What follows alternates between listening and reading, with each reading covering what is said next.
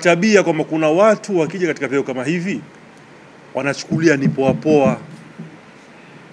Mimi nikikuita sikuiti kipoa poa, sababu I have to work hard, deliver kile kitu. Viongozi wangu juu, mheshimiwa waziri ajue kwamba Tiara na watu wake wanafanya kazi. Zenj TV, tujivunie nyumbani.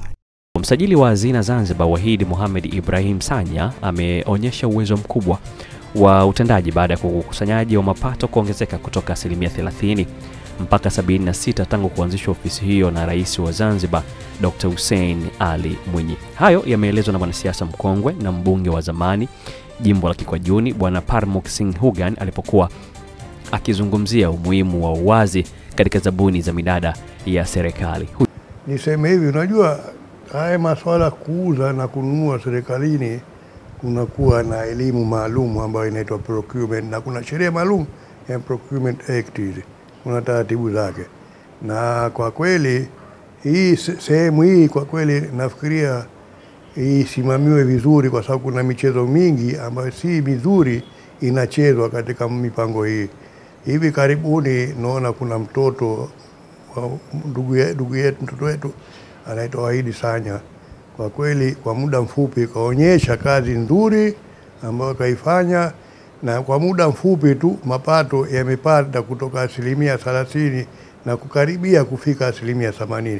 Kwa kweli hii jitihada yake hiyo, naona hata Mheshimiwa Rais alimpongeza sana kwa hilo. Lakini hapa Zanzibar ukiona sifa kama hizo, uhakikishe kama kuna majungu yanakuwa yanatendwa dhidi yako, na sasa hivi ndo nayaona hayo. Kwa kweli nafikiria hilo swala lisimamiwe vizuri, na huyu mtoto kama huyu, na wako wengi hasa mitaani ambao walosoma vizuri, waaminifu, wana maadili, lakini kutokana na mfumo ambao imepenyezwa katika serikali yetu na hata katika vyama vyetu, kwa kweli watu kama hao inakuwa kama tunawatenga, hawapati fursa ya kuonekana na hatimaye kuleta maendeleo katika nchi ya Zanzibar. Kwa kweli nafikiria kazi nzuri kafanya mtoto, na kuna haja ya kupongezwa, na ikiwezekana Mheshimiwa Rais kafungua njia moja, lakini nafikiria afungue njia nyingi, atizame utendaji wa watu wake walioweka. Kwa kweli kuna mambo yanofanyika, naona kama wanamdanganya Mheshimiwa Rais, na nafikiria angetafuta mfumo kama huo. Nakumbuka wakati wetu rafiki yetu Magufuli alikuwa nao mfumo huu ambao kuzungumza na watu wa mitaani, watu wenye uzoefu, na alikuwa anapata mambo mengi, hatimaye kuweza kuweka sawa matatizo ambayo yangeweza kuathiri katika uchumi na nchi yetu. Singh amesema msajili wa hazina anapaswa kulindwa kwa harama yoyote kutokana na kasi ya mabadiliko anayoyafanya tangu kuanzishwa kwa ofisi hiyo. Kwa kweli huyu mtoto mambo aliyofanya, nafikiria na taasisi nyingine zikae naye. Huyu mtoto mashallah ni mtoto hodari, amesoma vizuri masuala ya kompyuta, na nafikiria mifumo hii ingewekwa kwenye bandari, kwenye uwanja ndege wetu, kwa sababu ukiwa na mifumo mizuri ya kompyuta katika michezo, tukishajua idadi ya wahamiaji waliochukua visa, inakuwa rahisi kufollow up na kujua bima ipatikane kiasi gani kutokana na idadi hii, na kwa kweli ingeongeza mpato katika uchumi wetu. Nafikiria watitame vizuri zaidi, na watu kama hawa waibuliwe, wengine waje wasimamie katika mapato ya serikali ili yasivuje kama tunavyoona hivi sasa. Aidha amesema duniani kote serikali haitaki kununua vitu vya mitumba yakiwemo magari yaliyotumika ili kuepusha hasara kujitokeza. Nafikiria Mheshimiwa Rais kafanya jambo ambalo lingekuwa ni mapema kidogo, basi tija yake ingepatikana na serikali ingekuwa na nguvu ya kiuchumi kuliko hivi sasa, kwa sababu kuna mapato mengi yanapotea kwa njia hizi ambazo ziletengenezwa na watu ambao wanatengeneza njia za panya ndani ya mifumo ya serikali. Nafikiria vile vile, unajua kwa mfano serikali hainunui mitumba. Ukitazama dunia nzima mchezo wa kununua mitumba katika mifumo ya serikali haipo. Sasa mara nyingi unajua wananunua vitu vibovu, alafu gharama kubwa inakuja katika spare, inakuja katika ufundi, na hatimaye utakuta ile pesa ulionunua utaona ni rahisi, lakini mwisho zinakuwa ghali.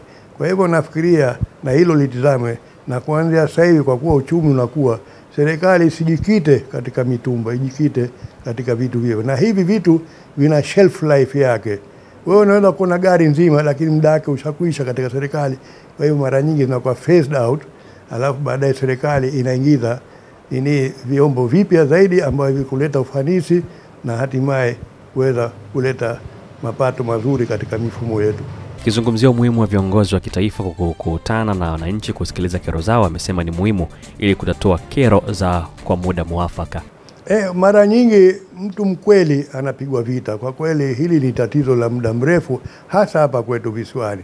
Na nafikiria sasa hivi dawa yake imepatikana, na Mheshimiwa Rais nafikiria angetizama department zote badala ya kutegemea taarifa kutokana na viongozi wake walioweka, basi angetafuta taarifa nyingine huku mitaani. Kuna mambo mengi yanachemka. Kwa mfano, takwambia tumejengiwa barabara nzuri tu, lakini barabara hizi ziko juu, mitaa imekuwa chini. Sasa inapotokea mvua ndogo tu maji yanafurika katika mitaa yetu.